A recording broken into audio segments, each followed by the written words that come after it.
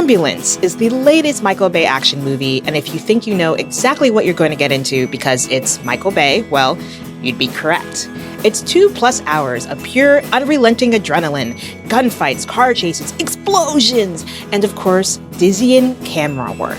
Ambulance stars Yahya, Abdul-Mateen II and Jake Gyllenhaal as adoptive brothers who get caught up in a bank heist gone spectacularly wrong. And true to the title, it involves a high-speed, high-stakes ambulance chase. I'm Stephen Thompson. And I'm Aisha Harris. And today we're talking about Ambulance on Pop Culture Happy Hour from NPR. Joining me and Stephen today is Weekend Edition producer Danny Hensel. Hi, Danny. Welcome back. Hi. Thank you so much for having me to talk about Ambulance, because we have to emphasize the L.A. Oh, yes. That's true. Yes. Also joining us is Daisy Rosario. She's a podcast producer and storyteller who you may have heard on the Moth Radio Hour. Welcome back to you too, Daisy. Thank you. I'm so excited to be here to talk about Ambulance. As people can tell, we're probably going to have a lot of fun talking about this movie. So, in Ambulance, Yahya Abdul-Mateen II plays Will Sharp, a war vet with an infant and a wife dealing with vaguely alluded to health issues. In need of cash to help cover their medical bills, he turns to his adoptive brother Danny, a loose cannon and career criminal played by Jake Gyllenhaal, who's delivering his version, I guess, of an unhinged Nick Cage impression here. Danny brings Will in on a big score to steal $32 million from a bank. But, of course, it doesn't go down as planned. A bloodbath ensues, leaving Danny's crew dead. The brothers take 2 hostages along for a chaotic ride in an ambulance. Cam, an EMT, played by Asa Gonzalez, and Zach, a wounded rookie cop, played by Jackson White. All of this takes place over the course of one day, unfolding across the uncharacteristically traffic-free streets and highways of LA. Ambulance is directed by none other than Michael Bay, master of abundant cinematic destruction, and is written by Chris Fedak. It's based on the 2005 Danish thriller Ambulancen. Now, Daisy, let's start with you. What did you think of Ambulance? Oh, man. So this is one of those movies that I was like kind of excited to go into and just watch a big action movie. I was like, I'm just looking for fun and to turn off my brain. And it wasn't that. It started that way. It started pretty promising. I cared about the characters and I was like ready for it. And then it just really managed to outstay its welcome. It just kept going. I did not know what was happening. And the credits were short. That is a sign of a lack of CGI. Yeah. But yeah, the credits were short. That is a ringing endorsement. Credits. Danny, how about you? I think I'm a little more positive than Daisy. This is actually my first time with a Michael Bay movie, which... Wait, you were a Bay newbie. Sure, yeah. But, you know, as far as the majority of this goes, it's an extremely high-octane movie. The camera is always moving. He is really enjoying what I guess was a birthday gift of like 20 drones that he employs liberally throughout the movie. I think there are so many set pieces of this movie where the practical effects create a sort of symphony of destruction that I could not help but really love watching. There's one set piece in the LA River where you have a shot with the ambulance and like 3 helicopters somehow fitting into the screen that I found irresistible. And then I think have to spotlight the Jake Gyllenhaal performance, who I think in every movie gives like 125%, and sometimes it's a little off kilter for the movie, but here I think it really works. He's this like chaotic motor mouth person who is also pretty incompetent at being a criminal, but somehow it makes for an entertaining movie. I also was sort of surprised by, and I really should not have been surprised by this given that the name of the movie is Ambulance, but how much of a medical thriller this was as well. There's like 3 different surgeries going on, which kind of hard to sit through, but also extremely thrilling. I mean, there's like a Zoom surgery sequence that really had me at the edge of my seat. And then like occasionally thinking, oh my God, they're doing surgery over Zoom. This is ridiculous. But, you know, I had fun. Yeah, definitely got some like Grey's Anatomy vibes going with this series. Stephen, how about you? I want to hear all about your thoughts. I have so many thoughts, Aisha. This movie is so convoluted. There are so many characters. At one point, at least an hour into this movie, we suddenly like meet this guy from the FBI and he's in couples counseling. And it's like, it is way too late in this movie for me to be meeting new characters. This movie should be so simple, and yet it is so weirdly Byzantine. The logic, I mean, Will, that played by Yahya Abdul-Mateen II, the great actor who I love in everything, Will accidentally shoots this cop. And so as part of the stakes of keeping the cop alive are like, if the cop dies, he's going to get in trouble. Never mind that they have pulled off this massive bank heist in which many people have died, and the cops chasing them are constantly getting in these massive fiery car crashes. But if this one cop dies, suddenly, the stakes are real.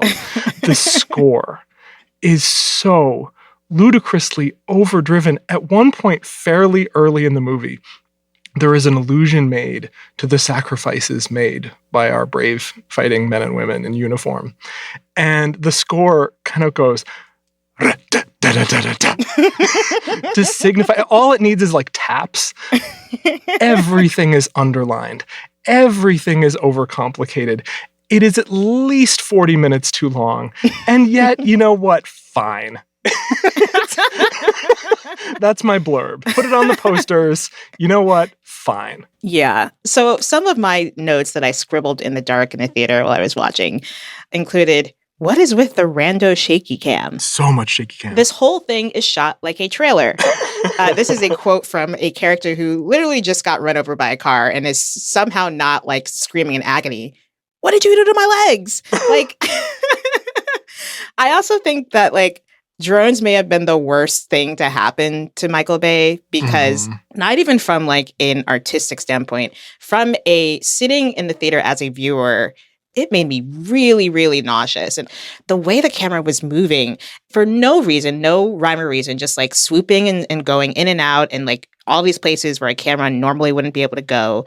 And I think he's just having so much fun with the technology. But like, I couldn't tell what was happening half the time. The action sequences, even though, yes, give me all the practical effects, I'm really glad that most of the effects were still practical and he's still working in that mode. I still found it really, really difficult because of the editing to know what was happening. Like you'd see a car that you didn't see blow up just flip in the air. And then you have Jake Gyllenhaal and Yahya trying to do their best to like act with this very, very thin script. To me, I actually think, Danny, you mentioned Jake was like kind of perfectly calibrated. I don't think Jake was dialed up enough for me for what was going on here. Like I wanted a bit more. There were a lot of lines. He had a lot of throwaway lines, including, and this is a direct quote, well, I wish I didn't have herpes, but we all got to go with what we got. That is a real line that he delivers. It was so absurd to the point where the comedy that was supposed to be happening here, and this is where I'm going to sort of bear with me for a second here. It reminds me a little bit of Deep Water, the recent movie we just talked about, directed by Adrian Lyne, and where that director is kind of working in the same mode as he's become known for, like the erotic thriller, the Fatal Attractions, Unfaithful. But he seems to have realized the way he can parody this genre that he's become known for. And I think that's what's happening here too, because there's, of course, Michael Bay sort of self-referencing himself and also trying to throw in these really just all of these quips. All of these people talk as though they're like Grey's Anatomy, like they're in a Shonda Rhimes world where they're making all these clips while crazy things are happening, but it's not quite working. The jokes aren't landing for me. And I wish that he had just maybe kept it a little bit more straightforward, because then I think it would be funny here or like more enjoyable. And like Daisy, I love this genre. Like Fast and Furious hits all the right notes for me. And this didn't do it for me. I think part of the problem too is that, you know, as Stephen underlined, the score helps us understand who's good and who's bad. But I think what gets complicated in the movie is I don't think Bay is really sure whether he wants the heist to succeed, who he wants to pull through. The cops are good, but they're also bad because they might target one person but not the other. It just ends up being a mess, and every scene, you know, is not cut together with any sort of spatial logic. And so you watch all these stunts, which are expertly produced and thrilling, but ultimately to what end? I mean, again, I have a simple mind. I enjoyed watching the stunts. To me, that is maybe enough. But, there will be dialogue scenes, especially in the beginning when Yahya and Jake Gyllenhaal are with each other for the first time in the movie, where they're barely in the frame. It's almost avant-garde cinema, and it's kind of a miracle that I think even those dialogue scenes have any sense of understanding of what's going on. You will also not believe the amount of times you hear about these freaking pink flamingos that should have gone to Turks and Caicos that Jake Gyllenhaal's incompetent. Played by Wale. This sidekick or whatever. He is the least competent person you have ever encountered in a movie, to the point where not only it's not even to the point of straining credibility. It's he's like Amelia Bedelia. So are you saying Jake Gyllenhaal's character is like that, or the Wale sidekick character? Oh, the Wale character. I mean, it's compared to Wale, Jake Gyllenhaal's a genius. There's so much to add. Yes. Let's talk about Jake. Let's talk about Jake Gyllenhaal, the genius, who has choreographed this incredibly complex heist and introduces Will, we need you to join this heist. It begins in 3 minutes. Yeah, someone called in sick. Or it's why couldn't you just do the heist you were doing anyway and just give him the money instead of bringing him in for the... Oh my God. So the thing about it is this is a Michael Bay movie. Yes, we've talked about that. We kind of know what we're going to get. But it seems like by the end of this film, I don't think it's spoiling much to say that there is a clear better brother. Oh, sure. But the fact that one is black and one is white, and at the end there is this sort of redemption in a way that I think is interesting. And I'm not sure how to feel about it, because it's at the end of the day, they both did commit some really horrible crimes. What is Michael Bay trying to do here? It feels like he's trying to say something political. I mean, his movies are always political. They're always steeped in some sort of military and police reverence and all these other things about what America is, and that's what it is. But what did you make of what he seemed to be trying to do here? Does it feel different from other films he's done, whether it's Bad Boys or Armageddon or any of those other films? When this movie ended, and I saw it in the theater, this movie ends, and this one person says to another, oh my God, that was wildly unrealistic. And I thought, this is actually one of Michael Bay's more realistic movies. It kind of is. It's totally nuts, but it actually is also way more grounded for him, I mean, because this is the man who made Armageddon, where they thought it would be easier to train the guys who drill to go be astronauts than to train astronauts to drill, right? There are always such a massive, bananas situation happening in his movies. And, even looking back at Bad Boys, which, and the second one, these guys are not, really human anymore. They're practically superheroes. Yeah. By that standard, this is one of his more realistic movies. It feels like a departure for him in his own way. That said, I'm not sure the scientific rigor extends to the surgery scene. Oh no, this is relative. That cop would have been dead hours earlier. The cop would have died 10,000 times over. My partner is a healthcare provider, and this was a rare press screening where I was able to bring her with me, and just the sputtering noises coming out of her during some of those scenes. The last thing I wanted to say about this movie is a remake, right? The original movie that this is based on was 76 minutes long. Oh my gosh, that makes sense. This movie is 136 minutes long. They added 60 minutes to this movie. But I just think if they had made this leaner, right? If they had made this with half as many characters, if they had just gone through the script and been we don't need the FBI guy, we don't need this guy, we don't need this guy, we don't need this crime boss over here. Yeah. We just cut all that stuff out and just make it a freaking ambulance chase. This could have been such a taut thriller. Instead, it is a movie that if it's still in theaters, by the time you're going to the theater for the air conditioning, this is the kind of movie you're getting at. I think for me, when it came down to it, I really wanted to just, like I said, be able to kind of turn off my brain, strap in, and enjoy. There's stupid fun, and then there's just stupid. Yeah. And for me, I wanted stupid fun, and I was just ugh. It was very stupid because, as we've already noted, so many other cops were probably killed. And we only cared about this one. So many. That's what I mean. Yeah. Well, we want to hear what you feel and think about ambulance. Find us on Facebook at facebook.com/PCHH or tweet us at PCHH. And up next, we'll be talking about what's making us happy this week. Life Kit is like your friend with really good advice. So, can I really be truthful? Yeah. It's just me and you, right? Well, sure. Let's say it is. 3 times a week, Life Kit is in your feeds with episodes on health, personal finance, personal growth, and so much more. Listen to Life Kit from NPR. And now it's time for our favorite segment of this week and every week, What's Making Us Happy? Daisy, let's start with you. So March Madness just wrapped up about a week ago. It's been great to see the women's NCAA players get far more attention this year than they've gotten in the past. And an even more fun thing that happened with that was that WNBA legends Sue Bird and Diana Taurasi co-hosted a mega cast, which is the kind of the live sports cast that's like on a secondary ESPN channel. They do it with the Mannings. You may have heard of this in football.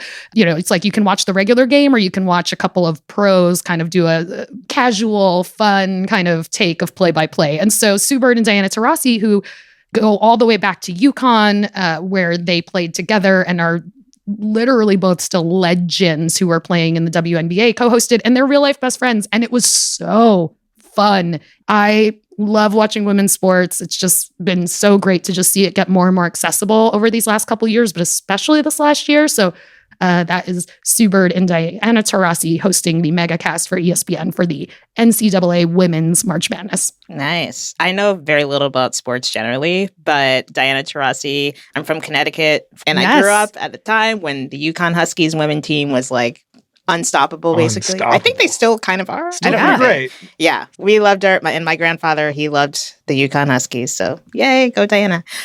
Danny, what's making you happy this week? Yeah, I've been catching up on albums of the year, and the one that I just keep turning again and again to and listening to is the new album by Sasami. The album is named Squeeze. Yes. Sasami is an artist out of Los Angeles. She was in the band Cherry Glazer for a bit.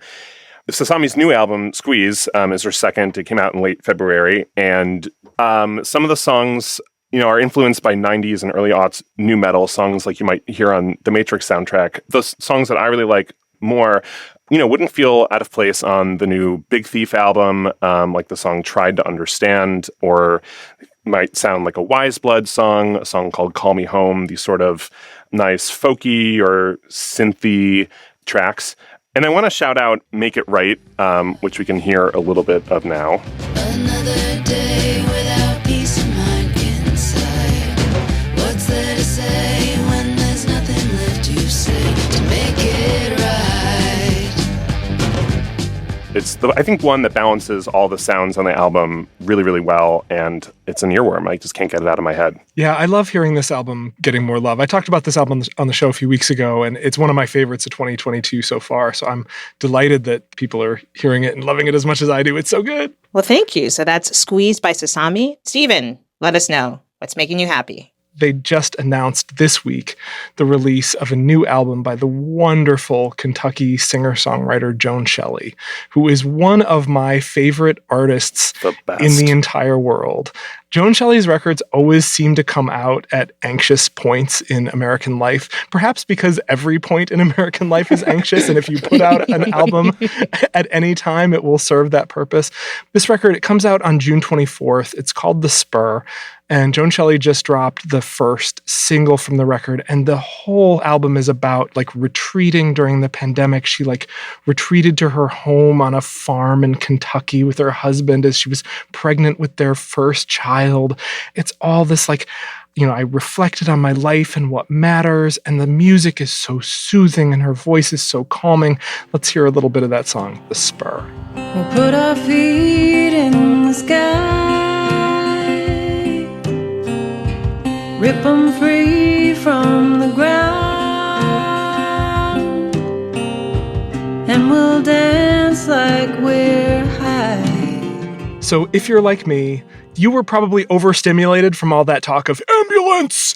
And now you are able to go into the rest of your day with a sense of contentment and comfort. Nice. Thank you very much, Stephen.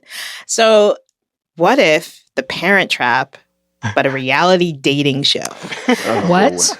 Say more. Oh my. So that would be a show that I became obsessed with called My Mom, Your Dad on HBO Max. Yes.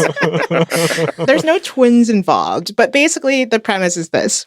A bunch of college-age kids bring their single parents to a house called the Second Chance Retreat. It's like somewhere in California, this beautiful giant house, whatever. They drop their parents off to go and meet other parents and mingle and do all that stuff that people do on dating shows. But the catch is the kids are in a house just down the road living together also, and they are watching everything that happens with their parents, and they get to meddle and set their parents up on dates with each other and like turn the sprinklers on your parents that like while they're in the middle of talking. And the parents don't know that it's they think there's like some random dating consultants who are, making all these choices and giving them these challenges. But no, it's their kids. Oh my God. It's a show that doesn't really have a villain. It's like a sort of sweet-natured show where all these kids just want their parents to be happy. I love a cheesy dating reality show. This kind of scratched my itch for a new one. It's 8 episodes long. Give it a try. It's called My Mom, Your Dad, and it's on HBO Max. That's what's making me happy this week. If you want links for what we recommended, plus some more recommendations, you can sign up for our newsletter at npr.org/popculturenewsletter. And that brings us to the end of our show. Thank you, Stephen Thompson, Danny Hensel, and Daisy Rosario for being here to talk about, one more time, ambulance!